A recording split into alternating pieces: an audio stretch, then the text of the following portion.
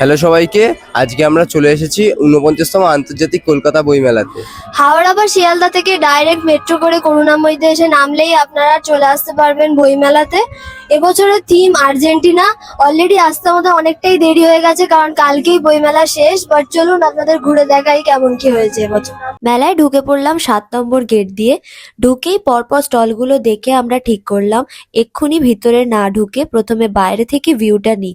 এক একটা স্টল এত সুন্দরভাবে সেজে উঠেছে যে সবকিছু সুন্দর করে ফ্রেমবন্দি না করে পারলাম না। এদিক ওদিক হাঁটতে হাঁটতে দেখছিলাম যে প্রতিটা পাবলিকেশন তাদের স্টল এবছর কিরকম ভাবে সাজিয়েছে। আর প্রতি বছরের মতো এবছরও ছিল অনেক নতুন নতুন পাবলিকেশন। বইমেলা মানে যে শুধুই বই তা না, স্টলগুলোর পিছনেও যে কতটা পরিশ্রম আছে সেটা দেখেই বোঝা যাচ্ছিল। অত্যন্ত ছিমছাম এবং কালারফুল ভাবে প্রত্যেকটা স্টল সেজে উঠেছে এবং আমাদের খুব পছন্দ হয়েছে। তারপর পেয়ে গেলাম আরেকটা দোকান যেখানে খুব সুন্দর সুন্দর টোট ব্যাগস গুলো পাওয়া যাচ্ছিল। আর এরকম ধরনের দোকান আপনারা একটু ঘুরলে অনেকগুলোই পেয়ে যাবেন। এর ঠিক উল্টো দিকেই ছিল পশ্চিমবঙ্গ সরকারের একটি স্টল, আর তার পাশেই ছিল জাগো বাংলা স্টলটি। খুবই সুন্দরভাবে এই জাগো বাংলা স্টলটিকে এবছর সাজিয়ে তোলা হয়েছে একটি ছোট্ট বাংলার গ্রামের আদলে। এরপর আরো কয়েকটি স্টল এক্সপ্লোর করতে করতে বুঝতে পারলাম আমরা একই জায়গায় ঘুরে বেড়াচ্ছি।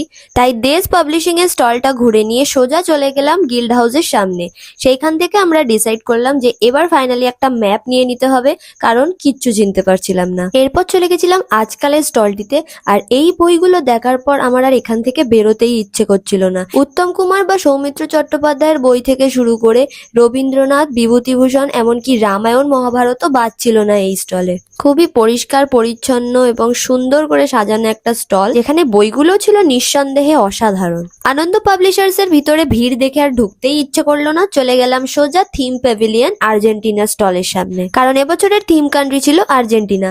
ভিতরটা খুবই মিনিমাল ভাবে সাজিয়ে তোলা হয়েছে। আর্জেন্টিনার কিছু বিশিষ্ট ব্যক্তিত্বর ব্যাপারে কিছু কিছু ইনফরমেশন ছিল, আর পাশে ছিল কিউআর কোড, যেগুলো স্ক্যান করে নিলে আপনারা তাদের ব্যাপারে আরো কিছু জেনে নিতে পারবেন। আর ছিল একটা অডিটোরিয়াম, যেখানে আর্জেন্টিনার কিছু ইম্পর্টেন্ট ম্যাচের হাইলাইটস দেখানো হচ্ছিল। আর ছিল কিছু স্পেশাল এডিশনের বই, যেগুলো অবভিয়াসলি নট ফর সেল। তারপরে চলে গেছিলাম উডপেকারের স্টলে। আর সত্যি বলতে এবছর এই স্টলটা আমার সব থেকে পছন্দ হয়েছে।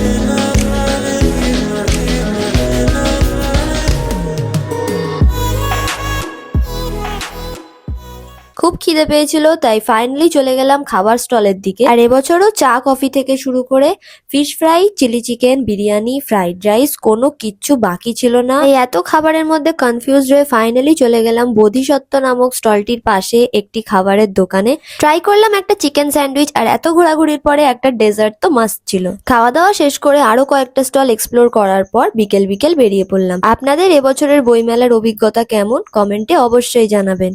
তো এই ছিল এবছরের বইমেলা। জানি না কতটা দেখাতে পেরেছি, তাও যতটা সম্ভব চেষ্টা করেছি। যদি ভিডিওটা ভালো লাগে অবশ্যই লাইক, শেয়ার আর সাবস্ক্রাইব করে আমাদের নতুন জার্নিতে পাশে থাকবেন।